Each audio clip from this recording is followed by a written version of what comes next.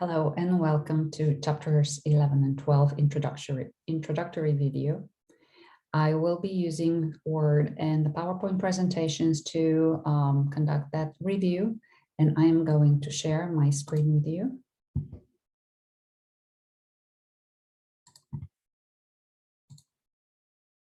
Right.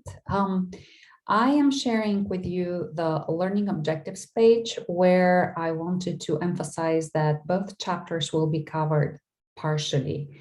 So from chapter 11, we will talk about centralized versus decentralized organizations and the advantages and disadvantages for each choice. We will talk about segments of business, and we'll talk about responsibility centers where the influence and level of responsibility for some limit to just the cost, controlling the cost, some control revenues, profit and cost, and investments. And we will talk about two evaluation methods, the return on investment and the residual income. So this is what we will focus on in chapter 11. And then in chapter 12, we'll talk about the balanced scorecard and its uses. All right, without further ado, let's take a look at the PowerPoint. All right, so this is chapter 11's PowerPoint, and we will talk about decentralizations in organizations. This is where not all decisions are made from the top executive level of the business. And there are a number of benefits for that choice. Top management has freed capacity and time to concentrate on strategy and direction of the company. Lower level decisions often based on better information, because these are the people who are doing the work and know intricately all the details. Therefore, they can respond quickly and gain experience as managers. So there is already gained expertise in making decisions and leading smaller parts of the company. That usually is one of the top satisfaction reasons for employees when they have opportunity to influence the outcome and that when their voice is heard. With every situation, there are disadvantages as well. And sometimes the level managers don't see the big picture, and their decisions may be limited to only what they know. May lack coordinations among the different managers. So the need for excellent communication exists at a greater degree. The objectives and the goals may not align. So the lower level managers may focus on their immediate benefits and their segments benefits. And again, going back to communication and sharing innovative ideas may be challenged when that becomes among a greater circle or range of users. Responsibility accounting relates to the fact that the company should hold responsible managers only for areas where they have control over. If they don't have control over something, they shouldn't be held accountable and responsible for it. And responsibility can be limited to certain areas. The cost center are managers who have control over costs only. Profit centers are managers who have control over revenues and expenses and costs. And then the investment center has the biggest range of responsibility, where they can control revenues, cost, as well as investment. So they can make decisions as to what kind of expansions could be made for their segment or the whole company. And here we are to the first tool to assess performance, and we will learn to calculate the return on investment, and we will see the relationships among the different elements of the ratio and how we can control the ratio and improve it, as well as how we can assess various parts of the companies using the return on investment. And return on investment is the simplest parallel that I draw for myself is the interest on an interest-bearing account. The interest that was earned during the period is the return on my investment, the principal that I put into that account. For businesses, it is a little modified, but in essence, this is what the underlying idea is. So the formula that we will use, we will divide the net operating income, and that is before interest and taxes, and we'll divide it by the average operating assets. So how much income were we able to generate with the investment in these assets? What is considered operating assets? Anything that we use in the operations. So that will be cash, accounts receivable, inventory, plant and equipment, and other productive assets. The investments would not be considered such. When we look at depreciable assets, or these are primarily almost all of the tangible long-term assets that are used in the business, we deduct the depreciation, the accumulated depreciation over their life. So we will use that net book value to calculate these average operating assets. And that is the original cost minus what has been already consumed out of the potential of this asset. So it only makes sense for us to use the net book value. So this is the ratio that we introduced, and DuPont has developed a more detailed return on investment, which can be expressed as we multiply the margin times the turnover. And again, the result will be the same regardless which version of the return on investment ratio you use. But when you use the DuPont model, the expanded model, you will get a sense of what the margin for this company or segment of a company is, and what is its turnover on assets or of assets. So the margin is computed as we divide the net operating income by sales. And it is an interesting number because it tells us what percentage of the sales or what fraction of the sales end up in our profits.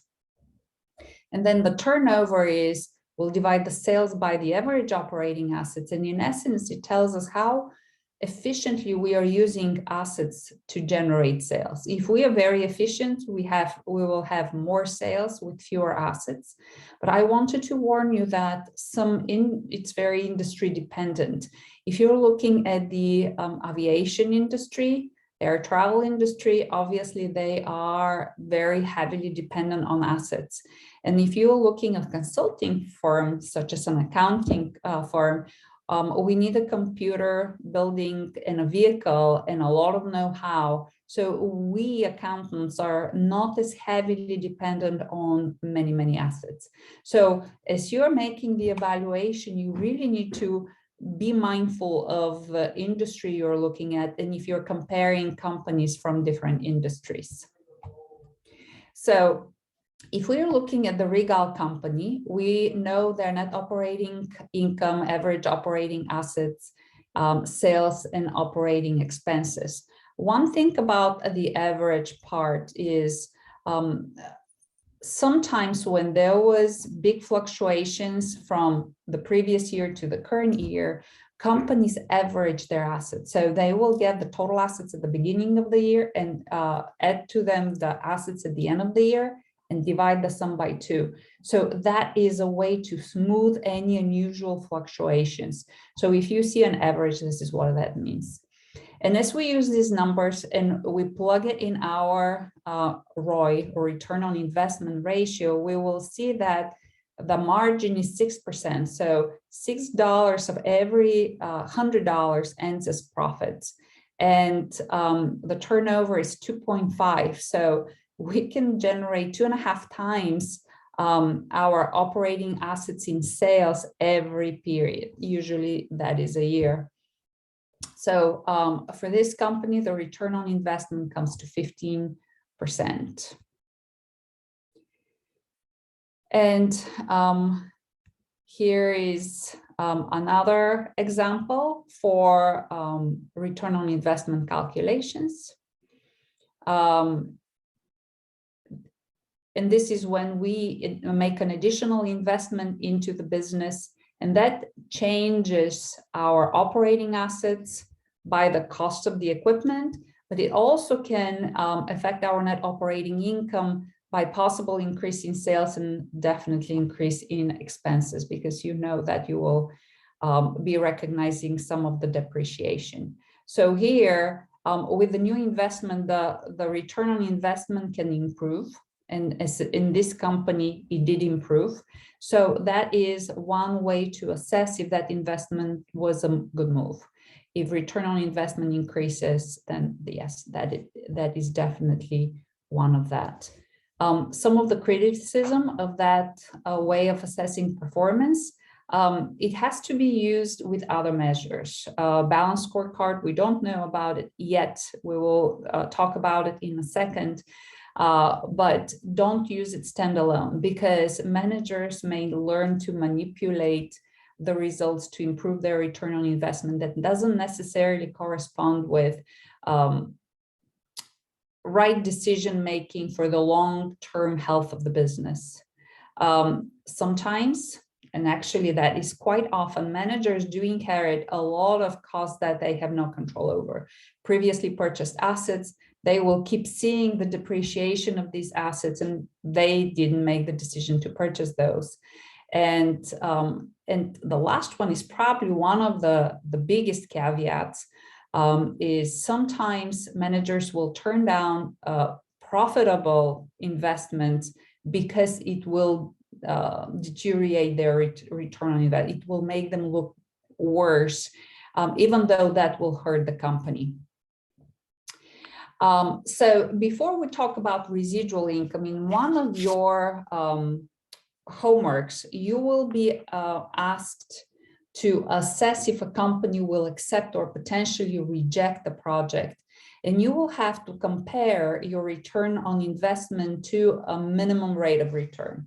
So if we look at this company, the return on investment, if we assume is 21%, if there is an opportunity to invest that adds anything below that rate of return, the manager most likely will decline it because it's below their rate of return. So when it's added together, their rate of return will drop down. Now, another comparison would be if you the company has a minimum rate of return. If the return on the new investment is greater than the minimum rate of return, generally that investment is acceptable. And that is the downfall of that assessment method if used standalone. So if the company requires a minimum rate of return of 12%, obviously the company or the segment does much better than the minimum rate of return, 21 versus 12, excellent. But if there is an opportunity to accept an investment project that yields 16%, it's greater than the minimum rate of return, and technically they should accept it. But the manager, even if they have resources and opportunity to accept it, most likely or may turn it down because it will bring down their return on investment. And that is one of the biggest caveats of that assessment method. All right, let's move on to the residual income.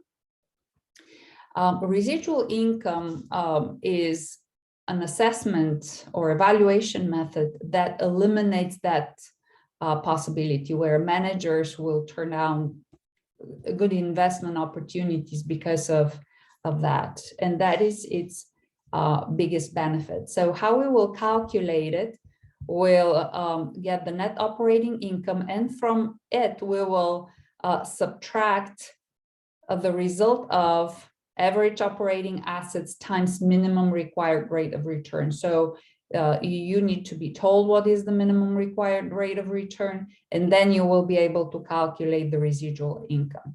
Just to give you an idea how companies determine the minimum rate of return, they do a study of generally what is the cost of borrowing and what other opportunities they have for investments and their return in a company. And this is how they average or determine this rate. It's usually the biggest factor is the cost of borrowing. For classroom purposes, this number will be provided to you. So if we look at the retail division of Zephyr, has average operating assets of 100,000, and it is required to earn a 20% on these assets. The division's net operating income is $30,000. So here's how the residual income is calculated. Minimum required return comes to 20,000 as we multiply the average assets by the required rate of return, and that they are subtracted from the net operating income. So the residual income for this company is $10,000. And this is one of the downfalls of that assessment evaluation method, is because it measures things in dollars. So when you compare a segment that is small, very profitable, but very small, the residual income may look very small compared to a big segment, but that wouldn't be reflective of their efficiency and level of performance. So this method requires or encourages managers to make profitable investments, and that is its greatest benefit. So let's move on to chapter 12, which we will only study and learn the first learning objective, and this is the balanced scorecard. So it is very important for companies to be able to assess how they're doing. Are they doing well, as well as how their segments, parts of the companies are doing, and how their employees are doing. So the balanced scorecard is a widely adopted way of making that assessment. And it really transitions how the vision and strategy for the company can be communicated and related to the company as a whole, and these smaller parts ending to an employee, by looking at the operations performance really into vast areas. So one would be the financial. Has the company's sales increased? Is the company profitable? What are the profits compared to last year? What is their return on investment? So the financial provides an excellent numerical, quantitative way to look at performance and possibly compare it to prior periods or other segments and other companies. But also, we will look at non-quantitative necessarily measures as to what is the customer's view of our products, what is the customer's view of our presence and our service. So that is a big part of that performance. Internal business processes, are they followed? Are they designed well? Are they communicated well? And also learning and growth is a big part of it, and which incentivize employees and companies to continuously grow and improve. So frequently these areas are interrelated. And the next several slides, you will see examples for measures in the different areas. And each area is obviously, could be separated in multiple sub-areas, and they will be very, very uniquely and tightly related to the particular company's operations, line of business, and management style. So learning and growth, there could be recruiting, wellness and safety, job satisfaction, skill development, retention, and we can look at the turnover percentage or average years of employees work at our company. So these are examples for learning and growth performance measures. When you look at internal business process measures, there could be subdivided into innovation area, cost area, time area, lean resource management, agility, product and service quality. So we can look into number of warranty claims. We can look at number of new products designed. So obviously these will be defined in the particular company and segment. For customer measures, you can see customer loyalty, customer satisfaction, customer lifetime value. So just to give you an idea of what possibly we can measure in each area. For financial measures, we already mentioned some, but here you can look into sales, profitability ratios, and the good news is most of all, cash flows, profits. And I also wanted to mention that how we assess a segment and how we assess an employee in that segment can vary and use different parts, different metrics in each area. So as you are getting a sense, not only quantitative, but also qualitative measures are used in that assessment, and some of these influence others, and they're interrelated. All right, well, I hope that you enjoy chapters 11 and 12, and I will see you later. Goodbye.